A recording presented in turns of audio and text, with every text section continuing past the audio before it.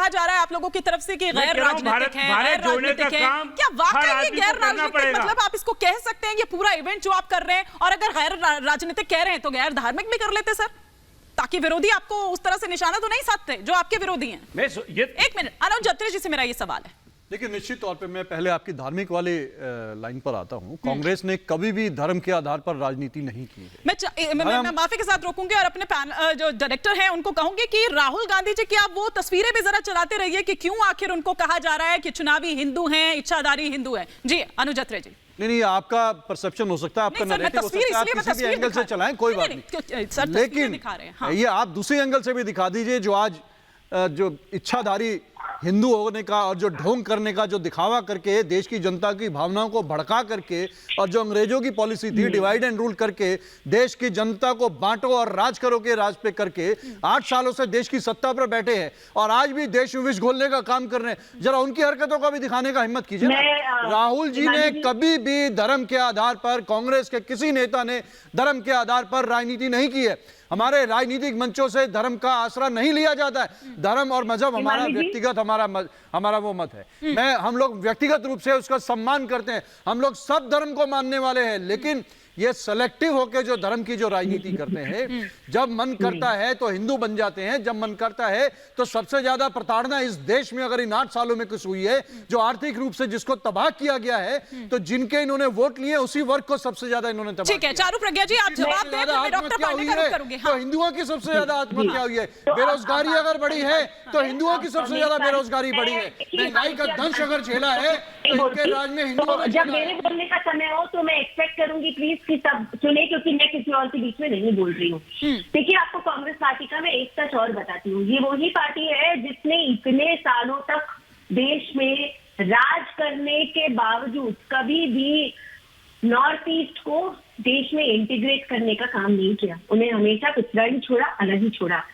इतने साल देश में राज करने के बावजूद 370 धारा हटाने की बात तक नहीं करी। उन्होंने जम्मू कश्मीर को अलग ही रखा, परे ही रखा। तो देश को जोड़ने का काम तो ये पार्टी कभी कर नहीं पाती। और अभी जो मेरे को कांग्रेस बोल रहे थे, आप बीच में मत बोलिए, कौन सा परिवर्तन हो गया और कौन सा विकास कर दिया? जरा जम्मू कश्मीर का मॉडल तो पेश कर दीजिए। कितने युवाओं को वहां पर आपने रोजगार दिया, नौकरी दी, कितने आपने एजुकेशन के इंस्टीट्यूट खोले वहां पे, क्यों आज भी शांति व्यवस्था वहां पर बहाल नहीं हो पा रही है? अरे आप तो वो लोग हैं, आप तो वो लोग हैं जो इस देश की संस्थाएं 2 पूंजीपतियों के हवाले कर रहे हैं। देखिए कितनी शर्मनाक बात है कि आज एयरपोर्ट की सुरक्षा जो सीआईएसएफ करा करती थी, जो एक औद्योगिक घरानों को सुरक्षा करने के लिए थी, 3000 सीआईएसएफ के जवान एयरपोर्ट से हटा करके जवाब ले लेते हैं, जवाब ले लेते हैं अनुज अत्रे जी, जवाब ले लेते हैं। आपके पूंजीपति को वहां पे अपनी मर्जी चलानी है, जवाब ले लेते हैं। कोर्ट से ड्रग्स पकड़ी गई है, अनुज अत्रे जी जवाब ले लेते हैं, जवाब ले लेते हैं। आरएसएस के मुख्यालय को लगा दिया सीआईएसएफ। ठीक है, जवाब ले लेते हैं, जवाब। चारू प्रज्ञा जी चाहते हैं आप लोग? ठीक है चारू प्रज्ञा जी। हो गई शांति। हिमानी जी, सबसे पहले तो मेरी आपसे विनती है, हाथ जोड़ के विनती है कि जब मेरे को डिबेट में बैठ के सरदर्द होता है तो सुनने वालों का क्या हाल होगा अगर सब एक साथ चिल्लाएंगे। देश को सर दर्द हो रहा है, देश में आपने सर दर्द कर दिया। बता रहा हूँ कि ऐसा नहीं करें। ठीक है, नहीं पर ठीक है ना। देखिए आपको भी बुरा लगेगा, आपको भी लगेगा उस वक्त कि आपके बीच में कोई क्यों बोल रहा है, तो वैसे ही आप बोलिएगा, मैं पांडे जी का रुख करूंगी, फिर आऊंगी आपके पास। एक बार सुन लेते हैं चारू प्रज्ञा के वो तमाम जवाब जो आरोप यहाँ पर या प्रश्न पूछ रहे हैं। और दीपक भाई के लिए भी मैं बता दूं, मैं पूरी सक्षम हूँ पूरे समय बोलने के लिए। मैं लेकिन आपको इज्जत देती हूँ तो बदले में भी उतनी इज्जत चाहती हूँ कि मेरे समय पे आप ना बोले। कांग्रेस की आपको मैं बात बता रही थी, तो हमारे देश के बहुत सारे क्षेत्रों को उन्होंने पूरा अलग ही रखा। तुष्टीकरण की राजनीति करने में वो नंबर 1 है। अभी तक वो एक माइनॉरिटी ग्रुप को इतना सपोर्ट करते हैं। उनकी किस किस नेता की मैं बात बताऊं आपको, किस किस नेता की बात बताऊं जो पकड़ी गई है ऑडियो पे, वीडियो पे, जब उन्होंने ये दिखा दिया है कि वो एक ही समाज के भाग का साथ देकर अपनी राजनीति को आगे बढ़ाने। तो वो ये कह रहे हैं कि अगर वो ये यात्रा निकाल भी रहे हैं तो भाजपा को इतनी परेशानी क्यों हो रही है?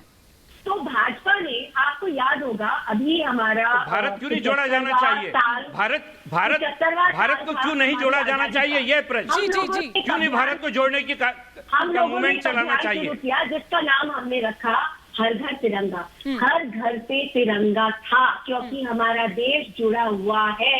कांग्रेस जैसा ढोंग करने की जरूरत नहीं। और अगर आपको ये ढोंग करना है तो 12 ही अगर ऐसा था तो राष्ट्रवाद की जरूरत क्या थी?